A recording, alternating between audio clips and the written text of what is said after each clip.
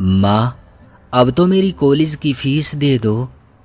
पूर्णिमा की आवाज में कपकपी थी, आंखों में एक डर, कहीं सपना अधूरा ना रह जाए। अब की बार प्रिंसिपल ने लास्ट वार्निंग दी है। उन्होंने साफ कहा है या तो फीस जमा करो या कॉलेज आना बंद कर दो। वो माँ के पास बैठी थी, जैसे उम्मीदों की आखिरी डोर अब माँ ही हो। माँ ने उसकी तरफ देखा। उस निगाह में ममता थी, थकावट थी और एक बेबस सी चुप्पी भी। प्यार से सिर सहलाते हुए बोली, पूर्णिमा, मैं तो कहती हूं कॉलेज छोड़ दे तू भी मेरे साथ रेहड़ी पर चला कर। शब्दों में मजबूरी थी, लेकिन उस मजबूरी के पीछे कोई और राह नहीं थी। पूर्णिमा चुप हो गई। उसका बचपन कब छिन गया पता ही नहीं चला। जब वो सिर्फ 5 साल की थी तभी उसके बाबा दुनिया छोड़ गए थे। माँ ने फिर कभी शादी नहीं की, कोई चाहने वाला नहीं था, बल्कि जमाने के डर से, उसके रस्मों और रिवाजों से डरकर। एक और छोटी बहन थी, किरण। माँ दोनों को अपने सीने से लगाए पत्थरों जैसे हालात में भी चट्टान बनी रही। माँ कभी लोगों के घर झाड़ू पोछा करती, कभी धूप में ईंटें ढोती। उसके हाथों की लकीरें अब रेखाएं नहीं, मेहनत की दरारें बन चुकी थी। उसकी आंखों में नींद नहीं, सिर्फ चिंता बसती थी। समाज ने कभी राहत नहीं दी। अकेली औरत को जीने की इजाजत कहाँ देता है ये समाज? वो चाहे कितनी भी अच्छी हो, कितनी भी खूबसूरत, बस एक बात देखता है, इसका पति नहीं है। फिर शुरू होती है फुसफुसाहटें, ताने, शक की निगाहें। अब देखना ये किसी गलत राह पर जाएगी। और यही मौका होता है उन भेड़ियों का जिनकी आंखों में दरिंदगी की भूख होती है। ऐसी औरतों को ढूंढते हैं जो मजबूर है, टूटी हुई है। पहले मीठी बातें करते हैं, हमदर्दी जताते हैं, फिर वही असली रंग दिखाते हैं। और औरत, वो सिर्फ सहती है, इतना सहती है कि उसकी आंखों से आंसू नहीं, अब सिर्फ पत्थर टपकते हैं। वो बहकना नहीं चाहती, वो अपना रास्ता नहीं भूलना चाहती। वो सर पर दुपट्टा ओढ़े, नजरें झुकाए, अपनी इज्जत बचाने की कोशिश करती है। लेकिन ये समाज का कुत्ता भौंकता नहीं, काटता है। जब मतलब नहीं निकलता तो उसी औरत पर इल्जाम लगाता है, उसे बदनाम करता है, उसे इतना मजबूर कर देता है कि वो रो रो कर इंसाफ की भीख मांगे। कुछ ऐसी ही थी पूर्णिमा की मां की कहानी। पति की मौत के बाद जो सबसे बड़ा दुख मिला वो अपनों का अविश्वास था। ससुराल वालों ने इल्जाम लगाया कि उसका किसी के साथ नाजायज रिश्ता है। एक औरत जब अपनी सफाई देना भी चाहे तो भी ये समाज उसे गूंगा ही मानता है, क्योंकि औरत की सच्चाई पर किसी को यकीन नहीं होता। घर के दरवाजे उस पर बंद कर दिए गए। जिसका कोई नहीं रहा वो खुद ही बिगड़ जाती है, ये कहते हुए धक्के मारकर उसे बाहर निकाल दिया गया। अपनी 2 मासूम बेटियों को सीने से लगाए वो मायके लौट आई, जहां नाना नानी ने तो सहारा दिया पर बोझ बनने का एहसास रोज करवाया। नाना नानी बार बार कहते दूसरी शादी कर लो, लेकिन मां डरती थी, इस बार लोगों से नहीं बल्कि अपने बेटियों के भविष्य से। जब हर चौखट से ठोकर मिली, हर दरवाजा बंद हुआ और बेटियों की भूख ने चीखना शुरू किया, तब मां के सामने 2 ही रास्ते बचे, या तो जिस्म बेचे या मजदूरी करे। और मां ने वो रास्ता चुना जिसमें भूख थी, धूप थी, दर्द था, मगर इज्जत बाकी थी। वो अपनी दोनों बेटियों को लेकर एक नए शहर आ गई। एक छोटा सा किराए का कमरा लिया, अपनी आखिरी पूंजी सोने की बालियां बेच दी, एक रेहड़ी बनवाई। अब वो दाल चावल का ठेला लगाती थी। हर सुबह वो हाथ जोड़कर ऊपर वाले से कहती, मुझे रास्ता दिखाते रहना, मैं मेहनत करूंगी। उसके हाथों में मेहनत की लकीरें थी और माथे पर सिर्फ बेटियों का भविष्य। सारे रिश्तेदार दूर हो चुके थे, क्योंकि जब तक मतलब होता है लोग साथ होते हैं, वरना अकेली औरत से तो हर रिश्ता डरने लगता है। पूर्णिमा अब कॉलेज जाने लगी थी, उसकी छोटी बहन स्कूल। माँ ने ठान लिया था, मेरी बेटियों की किस्मत मैं मजदूरी से बदलूंगी, लेकिन उन्हें किसी के रहमो करम पर नहीं छोड़ूंगी। पूरा गुजारा सिर्फ उस दाल चावल के ठेले से होता था। घर का किराया, बेटियों की फीस, सब रब की मेहरबानी और माँ की मेहनत से माँ को अब एक और चिंता सताने लगी थी, पूर्णिमा की शादी की। पूर्णिमा कोई फिल्मी हीरोइन नहीं थी। रंग सांवला था, दांत थोड़े बाहर की ओर निकले हुए थे, लेकिन उसकी आंखों में एक अजीब सी कशिश थी। वो भी बाकी लड़कियों जैसी नहीं थी, लेकिन वो अलग थी। वो दुनिया को वैसे नहीं देखती थी जैसे सब देखते हैं। उसके पास ख्वाब थे जिन्हें उसने अपनी माँ के आंसुओं में देखा था और अपने भविष्य की किताबों में लिख लिया था। पूर्णिमा का सपना था डॉक्टर बनने का, एक ऐसा सपना जो उसने अपनी किताबों में नहीं, अपनी माँ की थकी आंखों और कांपते हाथों में देखा था। लेकिन सपनों को भी पेट भरने की जरूरत होती है, और दाल चावल बेचकर कोई डॉक्टर नहीं बनता, बस जिंदा रहा जा सकता है, जैसे उसकी माँ जिंदा थी। माँ पिछले 14 सालों से ठेले पर दाल चावल बेच रही थी। हर सुबह सूरज से पहले उठती, चूल्हा जलाती और फिर रेडी के पीछे खुद को खो देती। अब जिस्म जवाब देने लगा था, हड्डियों में दर्द, पीठ में जकड़न, लेकिन हिम्मत अब भी बाकी थी, क्योंकि 2 बेटियां उसकी आंखों में तैरती थी। हर तरह के लोग आते थे, कुछ भूखे पेट से, कुछ भूखी निगाहों से, और हर रोज माँ एक जंग लड़ती थी, अपने सम्मान की और अपनी बेटियों की हिफाजत की। एक दिन जब पूर्णिमा कॉलेज की फीस नहीं भर सकी, वो चुपचाप माँ की गोद में सर रख कर बैठ गई। उसकी आंखों में न कोई शिकायत थी, न कोई उम्मीद, सिर्फ एक टूटा हुआ सपना था। माँ ने उसके बालों में हाथ फेरा और कहा, मेरी बच्ची, अब बस कर, मैंने जितना पढ़ा सकती थी पढ़ा लिया, अब मुझसे नहीं होता, अब तू मेरे साथ चल, रेडी संभाल, किरण को पढ़ने दे। पूर्णिमा की आंखों से आंसू गिर पड़े। वो माँ से लिपट कर बोली, माँ, अगर बाबा जिंदा होते ना तो मैं जरूर डॉक्टर बनती, आपको कभी रेडी नहीं लगानी पड़ती, वो आपको काम नहीं करने देते। माँ अब खुद को रोक नहीं पाई, वो भी रो पड़ी। शायद उसे अपना गुजरा हुआ प्यार याद आ गया, वो हमसफर जो उसे अकेले बाहर नहीं जाने देता था, और आज 14 सालों से वो अकेली बाजार की धूल में खड़ी थी। कभी कभी माँ का दिल करता था किसी कांधे पर सर रखकर अपने सारे गम सुना दे, लेकिन किसे सुनाए, कौन अपना है इस मतलब के दौर में। माँ बेटी देर तक रोती रही। छोटी बेटी किरण टीवी देख रही थी। माँ ने दोनों बेटियों को सीने से लगाया और कहा, मेरी बच्चियों, ऊपर वाला तुम्हारे नसीब अच्छे करे। माँ तो आखिर माँ होती है, मरकर भी बच्चों के लिए तड़पती है।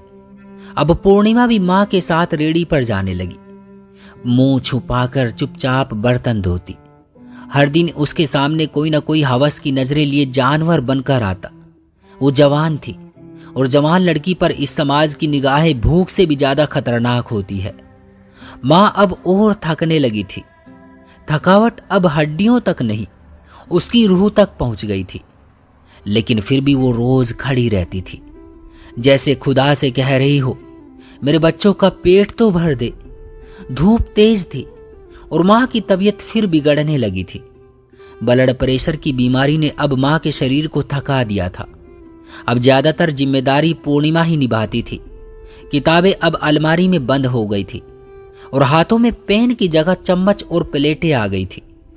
एक दिन एक बड़ी सी गाड़ी रेडी के पास आकर रुकी। एक अमीर ज़्यादा उतरा। उसने पहले पूर्णिमा को ऊपर से नीचे तक देखा, फिर माँ को एक तरफ ले जाकर बोला, 1 लाख दूंगा, बस एक रात के लिए अपनी बेटी दे दे। उसके हाथ में 50,000 नकद थे। माँ कांप गई, कहाँ लिखूं, कैसे लिखूं इस समाज के उन दरिंदों के बारे में जो औरत की मजबूरी को उसकी कीमत समझते हैं। माँ ने वो नोट उसके मुंह पर फेंके, हम गरीब हैं लेकिन बिके नहीं है और ना ही तू खरीद पाएगा। उस दिन से माँ की तबीयत और बिगड़ गई। उसे अब डर सताने लगा था, कहीं मेरी बेटियों की इज्जत भी इसी सड़क पर ना बिछ जाए। पूर्णिमा अब रोज रेडी पर जाती, मुंह छुपाकर निगाहें नीची करके। उसके सांवले चेहरे में अजीब सी मासूमियत थी। नए नक्श में वो गहराई थी जो देखने वाले को खींच ले। पर समाज ने तो खूबसूरती की परिभाषा बना रखी है। जहां रंगत नहीं चलेगी वहां इज्जत भी नहीं टिकेगी। उसी दोपहर जब माँ थकी हुई कुर्सी पर बैठी थी, एक पसीने से भीगा भूखा सा लड़का रेड़ी के पास आकर बैठ गया। वो पहले चुपचाप देखता रहा। एक लड़की काम कर रही थी और एक औरत थकी बैठी थी। फिर हिम्मत करके बोला, माँ जी आप ठीक तो है ना? ऐसा लग रहा है तबीयत ठीक नहीं है आपकी। माँ ने उसकी ओर देखा। पहली बार किसी ने उसे माँ कहकर हाल पूछा था। वो थकी आंखों से मुस्कुराई, बेटा बस बूढ़ी हो गई हूं, अब ऐसी ही सेहत रहती है। लड़का पास बैठ गया, चावल की प्लेट ली, खाने लगा, साथ साथ बात भी करने लगा। आपका बेटा नहीं है? आपके पति भी नहीं है क्या? माँ ने उसकी आंखों में झांकते हुए कहा, नहीं बेटा, पति कब के चले गए और बेटा तो है ही नहीं। लड़का चुप हो गया। चावल खाते खाते उसकी आंखें नम हो गई। मेरी माँ नहीं है, बचपन में गुजर गए, बाबा भी नहीं रहे। चाचा के पास रहा पर उन्होंने मेरी जमीन अपने नाम करवा ली, अब घर से निकाल दिया। 2 दिन हो गए, कोई नहीं पूछता, न रहने की जगह है न खाने को कुछ। माँ के दिल में टीस उठी। उस लड़के की आंखों में वही अकेलापन था जो वो खुद रोज आईने में देखती थी। उस लड़के के सर पर हाथ फेरा, वो ममता अपने आप बह निकली थी।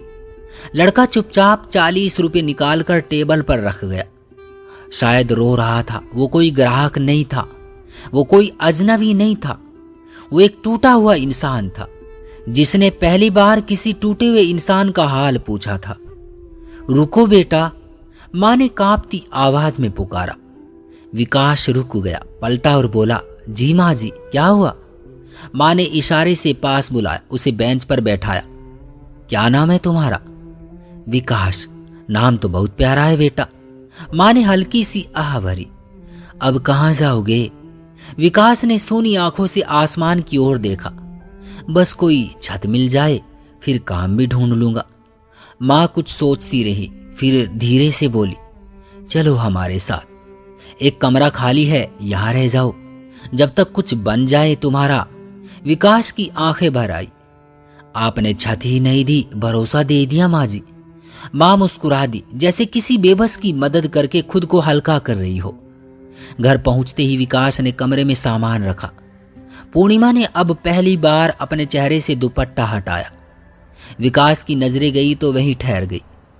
काला रंग, बड़े दांत, पर एक अलग सी मासूमियत थी चेहरे में, एक अपनापन, एक गहराई। विकास ने तुरंत नजरें झुका ली, कमरे में चला गया। कुछ देर बाद किरण आई।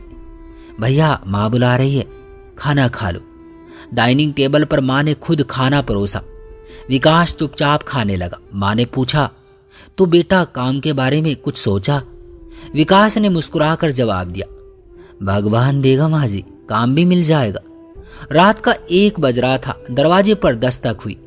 टक टक टक। विकास हड़बड़ा कर उठा। पूर्णिमा, सब ठीक है? पूर्णिमा रो रही थी, कांप रही थी। माँ पता नहीं क्या हो गया है, उठ नहीं रही। विकास भागकर आया। माँ बेहोश थी। उसने बिना सोचे समझे माँ को गोद में उठाया। पूर्णिमा चप्पल पहनती रह गई। विकास भागते हुए माँ को गली के बाहर लेकर आया। किस्मत से एक ऑटो मिल गया। हॉस्पिटल ले जाया गया। डॉक्टर ने चेकअप किया, हार्ट अटैक था, पर वक्त पर आ गए, खतरे की बात नहीं है। पूर्णिमा सिसक रही थी, अगर आप ना होते तो। विकास ने उसका कांधा सहलाया। अब मैं हूं ना, घबराओ मत। डिस्चार्ज के बाद विकास माँ को घर ले आया, बिस्तर पर लेटाया। मैं दूध लेकर आता हूं पूर्णिमा, इन्हें अभी दूध पिलाना जरूरी है। विकास जाने ही वाला था कि माँ ने उसका हाथ पकड़ लिया। बेटा, वो ठहर गया। शुक्रिया, तूने मेरी बेटियों को सहारा दिया, नहीं तो पता नहीं इनका क्या होता। विकास की आंखें भीग गई। उसने माँ का हाथ अपने माथे से लगाया। माँ जी, आपने भी तो मुझे अपनाया, मुझे बेसहारा को सहारा दिया। अब ये घर मेरा भी है। दूसरे दिन का सूरज कुछ अलग था। रेडी पर इस बार विकास खड़ा था, पूरे आत्मविश्वास और विनम्रता के साथ। पूर्णिमा उसके साथ थी, चुपचाप, लेकिन अब डर नहीं था आंखों में, क्योंकि साथ में एक भरोसेमंद इंसान खड़ा था। माँ को पहली बार ऐसा लगा कि अब वो अपनी बेटियों को अकेले नहीं छोड़ रही, अब कोई है जो उनका साया बनकर खड़ा है। दिन भर खड़े रहने के बाद विकास शाम को घर लौटा। माँ के पास जाकर बैठ गया। कैसी हैं आप माँ जी? वो उनके हाथ में 1000 रुपये रखता है। ये लीजिए आपकी कमाई।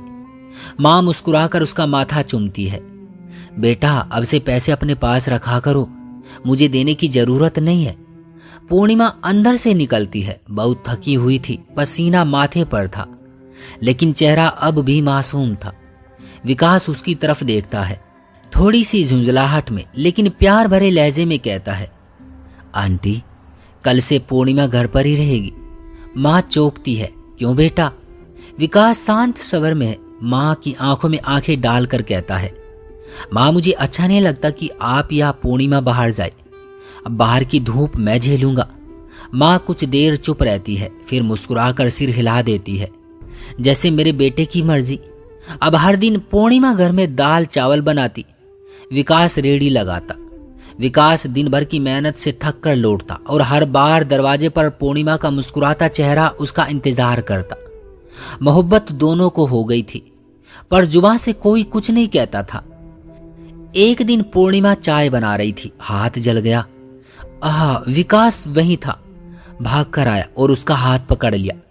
पागल, कितनी बार कहा है ध्यान से काम किया कर, तुम्हें कभी फर्क ही नहीं पड़ता। विकास ने पहली बार उसका हाथ पकड़ा था। उसका स्पर्श ममता नहीं था, वो अब मोहब्बत था। माँ किचन में आई, देखा विकास पूर्णिमा के हाथ पर मरहम लगा रहा था। माँ सब समझ गई थी। थोड़ी देर चुप रही, फिर पूछा, विकास, एक बात पूछूं? पूछिए माँ जी। क्या पूर्णिमा से शादी करोगे? विकास की आंखें भर आई। उसने चुपचाप सिर झुका लिया और कहा, हाँ। बस माँ ने 2 दिन बाद शादी करवा दी। कोई शोर नहीं, कोई दिखावा नहीं, सिर्फ 2 आत्माओं का विलन जो तकलीफों के रास्ते से गुजरकर एक दूसरे तक पहुंचे थे। पूर्णिमा बहुत खुश थी। काली सी लड़की को एक प्यारा, समझदार, इज्जत देने वाला हमसफर मिल गया था, और माँ ने अपने जीवन की सबसे बड़ी चिंता अब सुकून में बदलते देखा। विकास अब घर का सहारा ही नहीं, घर का अभिमान बन चुका था। रेडी से शुरू हुई उसकी मेहनत अब एक दुकान की शक्ल ले चुकी थी। जहां पहले दिन का मुनाफा 1000 था, अब 5000 की कमाई रोज की बात थी। माँ की झुर्रियों में अब तकलीफ नहीं, एक सुकून दिखाई देता था। और किरण, विकास की लाडली नटखट बहन, जिसकी हर ख्वाहिश अब पूरी होती थी। एक दिन माँ मुस्कुराकर बोली, विकास बेटा, किरण की आदत मत खराब किया कर, इतना लाड़ प्यार अच्छा नहीं होता। विकास ने प्यार से जवाब दिया, माँ, ये मेरा मामला है, आप बस आराम किया करें। रात को जब विकास दुकान से लौटा, देखा माँ बर्तन धो रही थी। विकास ने गुस्से से कहा, माँ जी, आपको कितनी बार कहा है, आप क्यों कर रही हैं ये सब? पूर्णिमा कहाँ है? माँ ने मुस्कुराकर जवाब दिया, बेटा, उसकी तबीयत ठीक नहीं है, इसलिए मैं लग गई। विकास ने माँ के हाथ से बर्तन छीन लिए। अब से एक भी बर्तन नहीं धोना आपको, मैं हूं ना, मैं सब कर लूंगा। माँ की आंखों में आंसू आ गए। बेटा, माँ कुर्बान जाए तुझ पर, तू इंसान नहीं फरिश्ता है। कमरे में गया, पूर्णिमा बिस्तर पर लेटी थी। विकास पास जाकर बैठा। पूर्णिमा घबरा कर उठ गई। आप आ गए, मुझे माफ करना, आज आपकी भी मदद नहीं कर पाई मैं। विकास ने मुस्कुराकर कहा, बस करो मेरी जान, माँ ने बताया तुम ठीक नहीं हो, क्या हुआ? पूर्णिमा धीरे से उसका हाथ थाम लेती है, हथेलियों के बीच सिहरन दौड़ती है, फिर मुस्कुराकर कहती है, सुबह से जी मिचला रहा था, उल्टी भी हुई, डॉक्टर को दिखाया, और पता है क्या क्या? विकास के दिल की धड़कन तेज हो जाती है। पूर्णिमा उसकी आंखों में देखते हुए कहती है, आप पापा बनने वाले हैं। एक पल को विकास को विश्वास नहीं होता। उसके चेहरे पर आश्चर्य, खुशी, सिहरन और ममता सब एक साथ छलक पड़ते हैं। उसने पूर्णिमा को अपने सीने से लगा लिया। आई लव यू मेरी जान, तुमने मुझे हर खुशी दे दी। वो कमरे की दीवारें जो कभी गरीबी और सिसकियों की गवाह थी, अब माँ बनने वाली बेटी और बाप बनने वाले बेटे की मोहब्बत से भर चुकी थी। बाहर आंगन में बेटी मां की आंखें भीगी थी, पर इस बार गम से नहीं, खुशी से। शुक्र है ऊपर वाले तेरा, जिसे तू चाहे उसे हर दर्द के बाद चैन भी देता है। आज भी मां कभी कभी चुपके से रो लेती है, क्योंकि अपनों के दिए जख्म उम्र भर टीसते हैं। लेकिन अब विकास की मेहनत, पूर्णिमा का साथ और चार चार बेटों की खिलखिलाहट ने उस मां की सूनी आंखों में फिर से रोशनी भर दी है। किरण अब डॉक्टर बन चुकी है और घर में रौनक ही रौनक है। पूर्णिमा अब जरा सी मोटी हो गई है, मगर विकास अब भी उसी तरह प्यार करता है।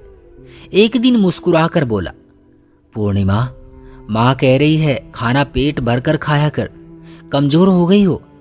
पूर्णिमा ने नकली गुस्से में कहा, जाओ जाओ, कोई और ले आओ जो तुम्हें पसंद हो। विकास मुस्कुरा कर उठा, क्योंकि जिससे मोहब्बत होती है उसके तानों में भी मिठास होती है। दोस्तों, ये थी हमारी आज की एक सच्ची भावनात्मक कहानी। एक बेटे ने कैसे बना दिया बिखरे हुए घर को स्वर्ग।